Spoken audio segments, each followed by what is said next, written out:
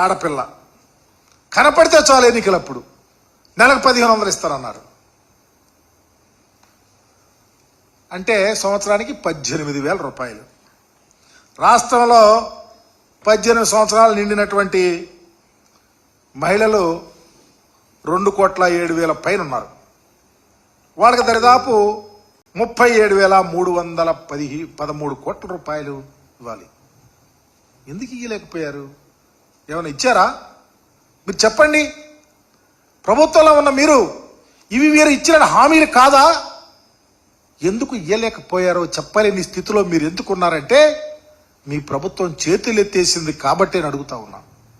మా నాయకుడు ఏనాడు ఒక మాట చెప్పాడంటే, ఒక హామీ ఇచ్చాడంటే ఎన్ని అవాంతరాలు ఉన్నా దాని మీద నిలబడ్డాడు కాబట్టే ఈరోజు మరలా జగనన్న కావాలి జగనన్న కావాలని 6 నెలల్లోనే ప్రజలు ముందుకు వస్తా ఉన్నారంటే మాట మీద నిలబడే తత్వం ఉంది కాబట్టి మీకు ఉందా అని అడుగుతా ఉన్నాం. మీ ప్రభుత్వం వచ్చిన తర్వాత మొదటి హామీగా యువతకు ఉద్యోగాలు ఇస్తున్నారు. 20 లక్షల ఉద్యోగాలు నెలకి 3,000 చొప్పున ఇస్తారని చెప్తే దరిదాపు 7,200 కోట్లు అవుతాయి. 6 నెలల వ్యవధి అయింది. ఒక్క పైసా ఏ చిన్న కుర్రవాడికైనా ఉద్యోగ రూపేణా ఇచ్చి ఆదుకున్నటువంటి పరిస్థితి ఉందా అని అడుగుతా ఉన్నా. ఎందుకు ఇవ్వలేకపోయారు? అదే కాకుండా ఈరోజు ఏదో గూగుల్స్ ఒప్పందం జరిగింది, రాష్ట్రంలో బోల్డ్ ఉద్యోగాలు వచ్చేస్తున్నాయని చెప్పి చెప్పుకుంటా ఉన్నారు. మా ప్రభుత్వంలో మేము మైక్రోసాఫ్ట్ విశాఖపట్నంలో బ్రహ్మాండం వంటి చాలా మందికి పిలిపించాం. దరిదాపు ఒప్పందాలు కుదుర్చుకున్నాం. జగన్మోహన్ రెడ్డి గారు అయితే దరిదాపు మరి వారి ఆధ్వర్యంలోనే చాలా సర్టిఫికెట్స్ కూడా పంపిణీ చేశాం. తద్వారా అనేక మందికి అవకాశాలు వచ్చినాయి. మీరు ఈ రోజుకి అన్నారు కానీ ఎక్కడన్నా ఒక్కరికన్నా ఉద్యోగ ధర్మాన్ని నిర్వర్తించినటువంటి అవకాశం ఉందా? లేదు. మీకు కమిట్మెంట్ లేదు, మీ ఆలోచన లేదు. మీరు ఆ ఆలోచనలోకి దిగల. ఈ రాష్ట్రంలో ప్రజలు, నిరుద్యోగులు, యువత ఎటుపోయినా మీకు అవసరంలా. కూటమి ప్రభుత్వం వచ్చినాక ఎంత దారుణం అంటే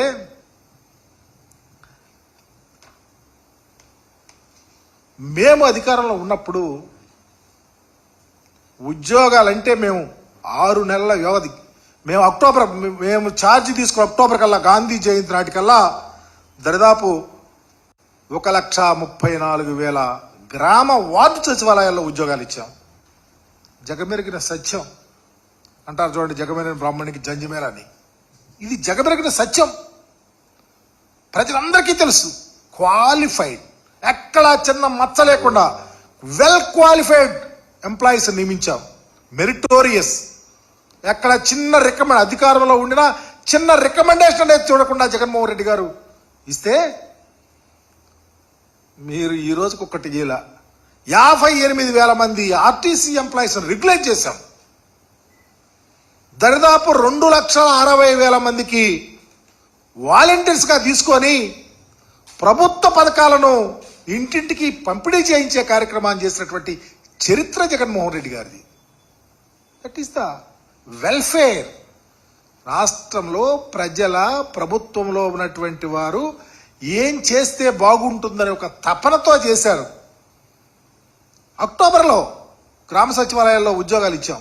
ఈరోజు చూడండి, బ్రహ్మాండంగా బ్లూ డ్రెస్ వేసుకొని ఊళ్ళల్లో పనిచేస్తుంటే మీరేం చేస్తారో అర్థం కాదు. 58,000 మందికి ఆర్టీసీ రెగ్యులేట్ చేశాం. ఎప్పుడన్నా ఉందా? వాలంటీర్స్ని పూర్తిగా ఎత్తేసారు. వాళ్ళ అప్పలంగా 10,000 రూపాయలు ఇస్తామని చెప్పారు. అవి ఎక్కడున్నాయి అంటున్నారు. అవి ఉంటేగా ఇస్తామంటారు. ఇప్పుడు మొన్న అసెంబ్లీలో చూసా, మీ మంత్రి అవి ఉన్నాయా మేము ఇస్తానికి. మీరు ఏం చెప్పారు? ఈ పరిస్థితి. ఇవాళ చంద్రబాబు గారు వచ్చిన తర్వాత పరిపాలన ఎంత దారుణం అంటే ఈ రాష్ట్రంలో నిజంగా అశ్రిత పక్షపాతం. భయభ్రాంతులు అవుతా ఉన్నారు ప్రజలు. సోషల్ మీడియాలో ఎవరన్నా యాక్టివిటీస్ ఉంటే వాళ్ళని భయపెట్టం. మీరు వైఎస్ఆర్ కాంగ్రెస్ పార్టీ అయితే మీ మీద కేసులు పెట్టం.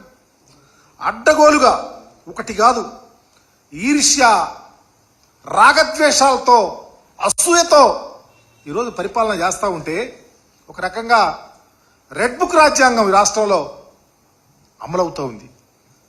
చివరికి రాజకీయ నాయకుల్ని, పార్టీ వాళ్ళని, చివరికి ఐఏఎస్ ఐపీఎస్ల మీద కూడా పడి వారి మీద కూడా భయభ్రాంతులు చేసే పరిస్థితి వచ్చిందంటే పరిపాలన, రాజ్యాంగానికి లోబడి పరిపాలన చేయాల్సినటువంటి పరిస్థితిని, రాజ్యాంగాన్ని అపహాస్యం చేసే విధంగా పరిపాలన చేస్తున్నటువంటి తీరు ఆంధ్రప్రదేశ్లో ఉంది. ఈ 6 నెలల్లోని చెప్పడానికి సిగ్గుపడతా ఉన్నాం. ఇకపోతే లంచాలు, కమిషన్లు చూస్తానే ఉన్నాం. వాళ్ళే చివరికి వాళ్ళ మిత్రపక్షాల వాళ్ళే గొడవ చేసుకుంటున్నారు. అక్కడ జరుగుతుంది, ఇక్కడ జరుగుతుంది, అక్కడంతా తీసుకుంటున్నారని. ఈ 6 నెలల వ్యవధిలో మొత్తం డైవర్షన్ పాలిటిక్స్.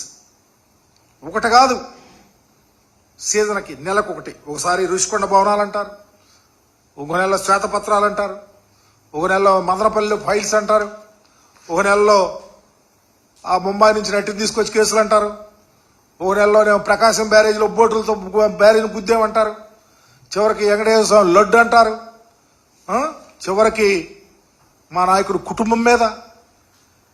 బడ్జెట్లో ఈరోజు మీరు తీసుకున్నటువంటి